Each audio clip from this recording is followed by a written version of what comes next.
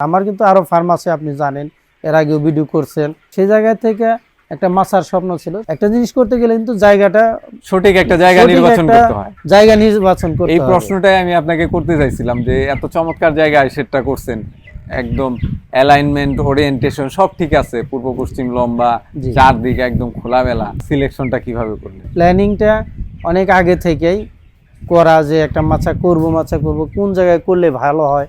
তো অবশেষে একটু দূরে একটা জায়গায় চেষ্টা করছিলাম, সেটা হয় নাই। এই জায়গায় আমার কষ্ট হয়েছে এটাই যে পানির মধ্যে আমার একটা রিস্ক নিয়ে কাজটা করতে হয়েছে। সেটা কনস্ট্রাকশনে একটু সময় লাগছে, সময় পরিশ্রম লাগছে। হয়েছে, জি। খরচও বেশি হয়েছে। জি জি। শুকনো জায়গায় করলে এর থেকে খরচ আরো কম জি। হইতো।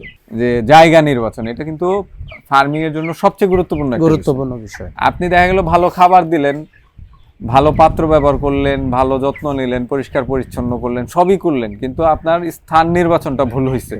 যেখানে পর্যাপ্ত আলো বাতাস নাই, ভেন্টিলেশন নাই, রোদ নাই, তো সেখানে কিন্তু আপনি যতই চেষ্টা করেন সেখান থেকে লাভ বের করা কিন্তু অনেক কষ্টকর ব্যাপার। জি। তো এই জায়গাটায় নিঃসন্দেহে আপনার প্রশংসা করার একটা জায়গা রয়েছে।